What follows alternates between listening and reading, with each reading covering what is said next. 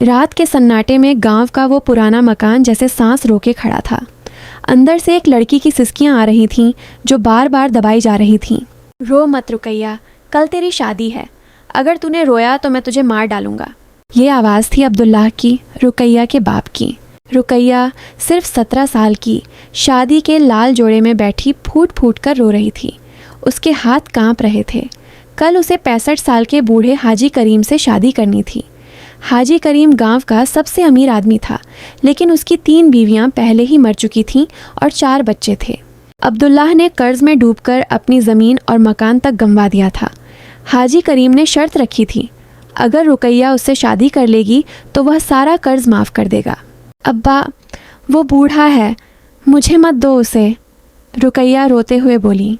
अब्दुल्लाह ने गुस्से से थप्पड़ मारा। चुप, एक बेटी की वजह से पूरा खानदान बर्बाद हो जाए? कल सुबह हाजी आएगा, तैयार रहना। रुकैया की माँ पहले ही गुजर चुकी थी। घर में सिर्फ अब्बा और छोटा भाई था। अब्बा ने रुकैया को हमेशा बोझ समझा था। आज वो बोझ बेचने जा रहा था। रात भर रुकैया सो नहीं पाई। वह बार बार अल्लाह से दुआ मांग रही थी, या अल्लाह, मुझे इस शादी से बचा लो। मैं कुछ भी सह लूँगी, लेकिन उस बूढ़े के साथ नहीं। सुबह होते ही घर में हलचल मच गई। हाजी करीम अपनी गाड़ी और मेहमानों के साथ आ पहुंचा। रुकैया को ज़बरदस्ती तैयार किया गया। उसकी आंखें सूजी हुई थीं, चेहरा पीला पड़ चुका था। निकाह पढ़ा गया। रुकैया ने कुछ नहीं कहा, बस आंसू बहते रहे। शादी के बाद हाजी करीम ने रुकैया को अपने बड़े घर में ले जाया। घर में उसकी चारों तरफ सख्त निगरानी थी। हाजी की बड़ी बेटी और बेटे रुकैया को देखकर ताने मारते, देखो नईमा आई है, अब्बा की चौथी बीवी। रुकैया को घर के सारे काम करने पड़ते, सुबह से शाम तक झाड़ू, पोछा, बर्तन, खाना। हाजी करीम रात को उसके कमरे में आता और रुकैया चुपचाप सह लेती। 1 महीना बीत गया। रुकैया की तबीयत खराब रहने लगी। चक्कर आते, उल्टी होती। हाजी की बड़ी बेटी ने डॉक्टर के पास ले जाकर चेकअप करवाया। डॉक्टर ने मुस्कुराते हुए कहा, मुबारक हो, आप माँ बनने वाली हैं। ये सुनकर हाजी करीम खुश हो गया, लेकिन उसकी बेटियों ने मुंह बनाया, अब्बा, ये लड़की हमें छोटा भाई देगी, हम इसे कभी माँ नहीं मानेंगे। रुकैया ने पहली बार उम्मीद की कि अब शायद सब ठीक हो जाएगा, लेकिन उसे क्या पता था कि उसकी सबसे बड़ी आजमाइश अब भी बाकी थी। दूसरे महीने की शुरुआत में रुकैया की तबीयत और बिगड़ गई। उल्टी, चक्कर और कमज़ोरी ने उसे बिस्तर पर लिटा दिया। हाजी करीम ने गांव के पुराने हकीम को बुलाया। हकीम ने नब्ज़ देखी और गंभीर चेहरा बनाकर बोला, बच्चा ठीक है, लेकिन माँ की हालत कमज़ोर है, आराम की ज़रूरत है, ज़्यादा काम ना करे। ये सुनकर हाजी करीम ने सिर हिलाया, लेकिन घर में किसी ने रुकैया को आराम नहीं करने दिया। हाजी की बड़ी बेटी रुकैया को देखकर बोली, अब आराम? पहले तो हमें छोटा भाई देने आई है, अब काम से भाग रही है। उठो और रसोई का काम करो। रुकैया दर्द सहते हुए उठी। उसका पेट अब हल्का हल्का दिखने लगा था। वह चुपचाप काम करती, लेकिन अंदर ही अंदर डर बढ़ता जा रहा था। रात को जब हाजी करीम उसके पास आता तो रुकैया चुपचाप सह लेती, लेकिन एक रात हाजी ने गुस्से में कहा, अगर लड़की हुई तो तुझे घर से निकाल दूंगा, मुझे बेटा चाहिए, लड़की नहीं। रुकैया की आंखों से आंसू बह गए। वह रात भर सो नहीं पाई। सपने में उसे अपनी माँ दिखाई दी जो कह रही थी, बेटी सब्र कर, अल्लाह देख रहा है। 3 महीने बाद रुकैया की हालत और ख़राब हो गई। वह काम करते करते अचानक बेहोश हो गई।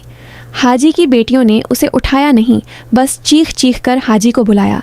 हाजी ने उसे अस्पताल ले जाने की बजाय घर पर ही पुरानी दवा पिलाई। ये सब नाटक है, काम से बचने के लिए बहाने बना रही है। रुकैया की हालत बिगड़ती गई। एक शाम वह सहन में पानी भर रही थी कि अचानक तेज़ दर्द उठा। वह ज़मीन पर गिर पड़ी और चीखने लगी। हाजी की बेटी ने देखा तो बोली, अब क्या हुआ, फिर नाटक? रुकैया ने कांपती आवाज़ में कहा, मुझे बहुत दर्द हो रहा है बच्चा। लेकिन किसी ने ध्यान नहीं दिया। रुकैया वहीं सहन में पड़ी रही। रात होते होते उसका दर्द और बढ़ गया। वह बार बार अल्लाह से दुआ मांग रही थी, या अल्लाह, मेरे बच्चे को बचा ले, मुझे जो भी अजाब दे, लेकिन बच्चे को मत मार। अचानक रुकैया की चीख पूरे घर में गूंज गई। हाजी करीम बाहर से आया तो देखा कि रुकैया सहन में खून से लथपथ पड़ी है। उसने घबराकर डॉक्टर को बुलाया। डॉक्टर ने आकर तुरंत कहा, जल्दी अस्पताल ले चलो, बच्चा आने वाला है, लेकिन हालत बहुत ख़राब है। रुकैया को अस्पताल ले जाया गया। रात भर डॉक्टरों की टीम उसके साथ रही। सुबह होते होते डॉक्टर बाहर आया और बोला, मुबारक हो, लड़की हुई है, माँ और बच्ची दोनों सुरक्षित हैं। हाजी करीम का चेहरा उतर गया। उसने कुछ नहीं कहा और सीधा घर चला गया। अस्पताल में रुकैया अपनी नवजात बेटी को गोद में लेकर रो रही थी। बेटी का चेहरा देखकर उसकी आंखों में पहली बार उम्मीद की किरण जगी। लेकिन घर पहुंचते ही रुकैया को पता चल गया कि असली मुसीबत अभी बाकी है। रुकैया बेटी को गोद में लिए घर दाखिल हुई तो हाजी करीम ने देखा और चीख पड़ी, लड़की? मैंने कहा था बेटा चाहिए, ये क्या लाई है तू? रुकैया ने डरते हुए कहा, हाजी साहब, अल्लाह ने लड़की दी है। हाजी करीम ने गुस्से में कहा, कल सुबह इस बच्ची को लेकर इस घर से चली जा, मैं तेरी शक्ल नहीं देखना चाहता। रुकैया की आंखों के सामने अंधेरा छा गया। वह नवजात बेटी को सीने से लगाए खड़ी रह गई। उसके पैर कांप रहे थे। उस रात रुकैया ने फैसला कर लिया था कि अब वह इस घर में नहीं रह सकती। नवजात बेटी को सीने से लगाए वह चुपचाप उठी। कमरे में अंधेरा था। हाजी करीम सो चुका था। रुकैया ने अपनी शादी वाली एक छोटी सी थैली में कुछ कपड़े, बेटी के लिए 2 कंबल और जो थोड़े पैसे उसने छुपाकर रखे थे उनमें डाल लिए। वह धीरे धीरे दरवाजे की तरफ बढ़ी। हर कदम पर डर लग रहा था कि कहीं कोई जाग न जाए। बेटी को सीने से और मजबूती से चिपकाए वह बाहर निकली। रात ठंडी थी। गांव की गलियां सुनसान पड़ी थीं। रुकैया नंगे पांव थकी हुई हालत में नवजात बेटी को गोद में लिए चलने लगी। कुछ दूर जाने के बाद उसकी सांस फूलने लगी। बेटी रोने लगी। रुकैया ने उसे छाती से लगाकर आहिस्ता से लोरियां गाईं। आंसू उसके गालों पर बह रहे थे। बेटी, हम दोनों अब अकेले हैं, अल्लाह हमारी मदद करेगा। रात भर वह चलती रही। सुबह होते होते वह गांव से काफ़ी दूर निकल आई। सड़क के किनारे एक पुरानी झोपड़ी दिखाई दी। थकान से उसका बुरा हाल था। वह झोपड़ी के अंदर घुस गई और बेटी को गोद में लेकर बैठ गई। दोपहर तक बेटी फिर रोने लगी। रुकैया के पास दूध नहीं था। वह बेटी को छाती से लगाए रो रही थी। तभी झोपड़ी के बाहर किसी के आने की आवाज़ आई। रुकैया डर गई। एक बूढ़ी औरत अंदर आई। उसने रुकैया और बेटी को देखा तो चौंक गई। उसका नाम बीबी सकीना माई था। वह खुद विधवा थी और अकेली रहती थी। उसने रुकैया को गले लगाया और बोली, बेटी तुम कौन हो? इस हालत में यहाँ क्या कर रही हो? रुकैया रोते हुए अपनी सारी कहानी सुना दी। बीबी सकीना का दिल पिघल गया। उसने रुकैया को गले लगाया और बोली, अब तुम फिक्र मत करो, यह तुम्हारा घर है, मैं तुम्हारी माँ बनूंगी। रुकैया ने पहली बार कुछ सुकून महसूस किया। बीबी सकीना ने बेटी को दूध पिलाया और रुकैया को आराम करने को कहा। दिन गुजरते गए। रुकैया बीबी सकीना के साथ रहने लगी। वह सिलाई का काम सीखने लगी। छोटे मोटे कपड़े सीकर कुछ पैसे कमाने लगी। बेटी का नाम उसने नूर फ़तह रखा। नूर धीरे धीरे बड़ी होती जा रही थी। 2 साल बीत गए। नूर अब 2 साल की हो चुकी थी। रुकैया की मेहनत से छोटा सा घर चलने लगा था। लेकिन एक दिन गांव से खबर आई कि हाजी करीम बहुत बीमार है और पूछ रहा है कि रुकैया कहाँ है। रुकैया ने सोचा कि अब वह वापस नहीं जाएगी, लेकिन नूर के लिए भविष्य की सोचकर वह परेशान रहने लगी। एक शाम रुकैया नूर को लेकर बाजार गई थी। अचानक उसकी नज़र एक आदमी पर पड़ी। वह आदमी हाजी करीम का बड़ा बेटा था। उसने रुकैया को पहचान लिया और तेज़ी से उसके पास आया। तुम यहाँ हो?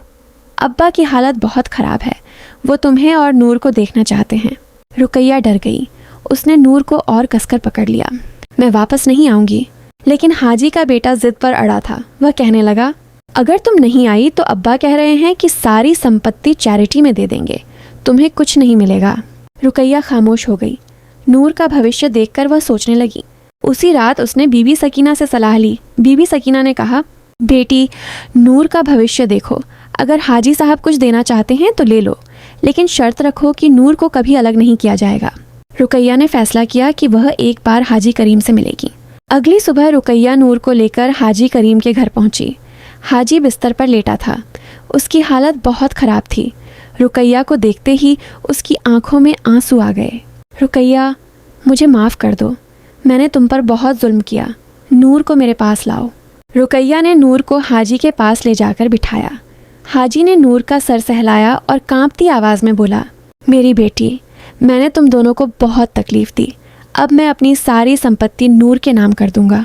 रुकैया की आंखों से आंसू बहने लगे, लेकिन उसने हाजी से साफ कहा, मैं नूर को अकेला नहीं छोड़ूंगी, मैं भी उसके साथ रहूंगी। हाजी ने सर हिलाया और वकील को बुलाकर सारी संपत्ति नूर के नाम कर दी। कुछ महीनों बाद हाजी करीम इस दुनिया से चले गए। रुकैया नूर के साथ बीबी सकीना के पास लौट आई। अब उनके पास दौलत थी, लेकिन रुकैया ने वो दौलत नूर के नाम रखी और ख़ुद सिलाई का काम जारी रखा। वो रोज़ नूर को स्कूल भेजती और ख़ुद मेहनत करती। नूर बड़ी होती गई, वह पढ़ लिख कर डॉक्टर बन गई। रुकैया की आंखों में हमेशा एक ही बात रहती थी, मेरी बेटी कभी किसी के सामने हाथ नहीं फैलाएगी। आज रुकैया और नूर दोनों एक खूबसूरत घर में रहती हैं। रुकैया अपनी सिलाई की दुकान चलाती है और नूर अस्पताल में डॉक्टर है। दोनों हर ईद पर गरीबों को खाना खिलाती हैं और बीवी सकीना को अपनी माँ की तरह सम्मान देती हैं। जिस बाप ने अपनी बेटी को कर्ज चुकाने के लिए बेच दिया था, उसकी बेटी आज खुद दूसरों की मदद करती है। बाप चाहे कितना भी जुल्म करे, अल्लाह यतीम और मजलूम की मदद ज़रूर करता है। जो दूसरों की इज्जत और हक छीनता है, उसका अंजाम बुरा ही होता है।